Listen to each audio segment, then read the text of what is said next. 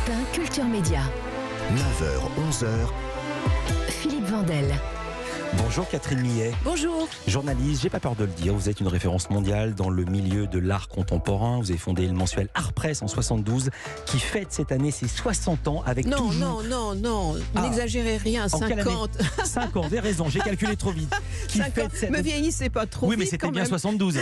C'était 72. Voilà, j'ai une meilleure mémoire que ce que je suis bon en calcul, qui existe toujours avec un tableau de Garouste en une. Tout ça pour dire qu'il n'y a pas que la reine d'Angleterre qui a de la longévité. Vous êtes surtout connu dans le monde entier et cette fois-ci du grand public grâce à votre roman-récit qui était paru en 2001, La vie sexuelle de Catherine M. Je donne ce chiffre, livre unique, totalement débridé, qui s'est vendu à 800 000 exemplaires en France, 2,5 millions dans le monde, traduit en 44 langues.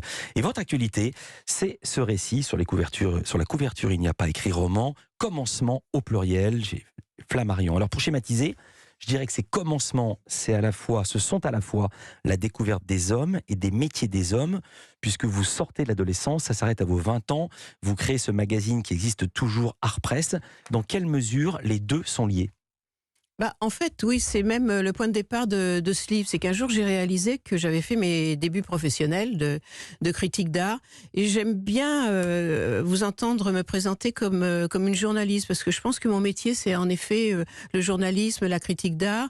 Je me sens pas vraiment de métier écrivain, vous voyez, c'est quelque chose en plus, en fait, pour moi, d'écrire ce genre de livre autobiographique. Et donc, j'ai réalisé que j'avais démarré dans ce métier au moment même où se mettait en place un certain monde de l'art, certains travaux d'artistes qu'on disait d'avant-garde à l'époque, mais qui allaient devenir ce qu'on appelle aujourd'hui l'art contemporain et qui est presque aujourd'hui devenu un phénomène de société, quoi. Quand je vois tout ce que ça draine aujourd'hui, l'art contemporain à travers les foires et tout ça, voilà. Je me souviens quand j'étais ado, j'avais dû chercher le nom d'Andy Warhol dans le dictionnaire, il n'y était pas, et maintenant il y a des mugs avec Marilyn. Absolument, partout. Oui, et encore Warhol, c'est la superstar, mais même des artistes moins, d'abord pas américains forcément, mais aussi des Européens sont devenus des stars, oui. Est-ce que vous avez démarré avec tous ces gens-là qui étaient débutants comme vous, comme Daniel Templon qui maintenant a une galerie très très connue. Qui ouvre à New York d'ailleurs, là cette semaine, il ouvre sa succursale à New York. Est-ce que vous aviez l'impression de vivre avec des génies, ou est-ce que vous avez l'impression d'être dans un tourbillon, ou est-ce que vous avez l'impression que c'était un épiphénomène et puis que 3 ans plus tard vous alliez faire autre chose ? Alors c'était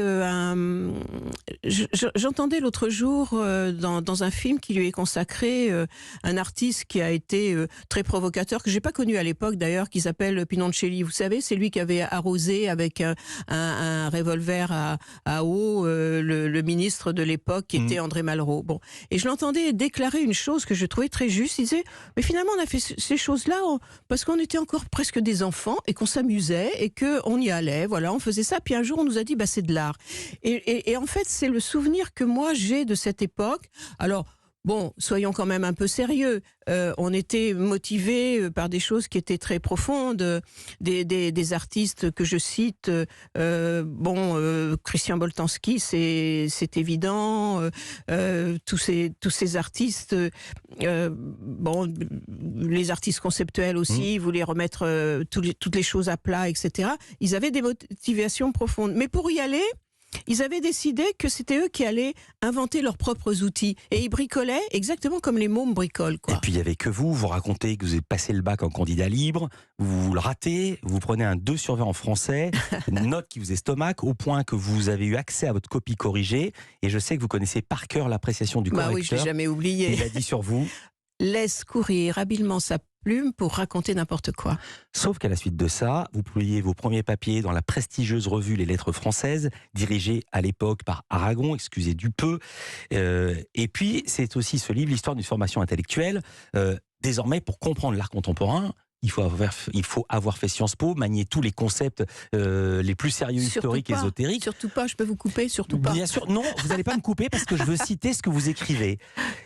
Comme s'il vous en restait des complexes, Catherine Millet, vous écrivez ceci: l'exercice improvisé du métier de critique d'art m'a installé d'emblée dans une distance, celle de mon ignorance, que je ne réussirais pas de toute ma vie à combler.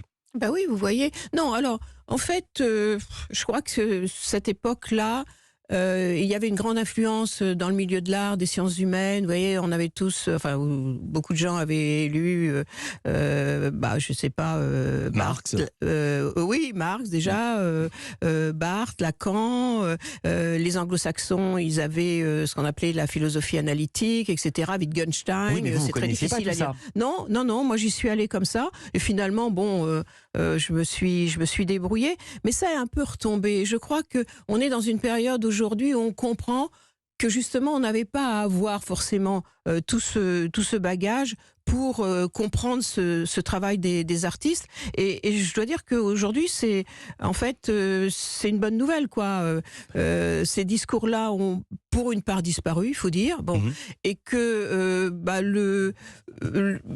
ma méthode empirique, finalement, était peut-être pas la plus mauvaise. Vous savez, souvent je me rends compte, Catherine Millet, vous êtes là, avec nous, en direct dans Culture Média, et on n'a pas encore parlé de sexe. On va d'abord parler de musique. Culture Média continue, à tout de suite. Il y a Stéphanie Loire qui arrive.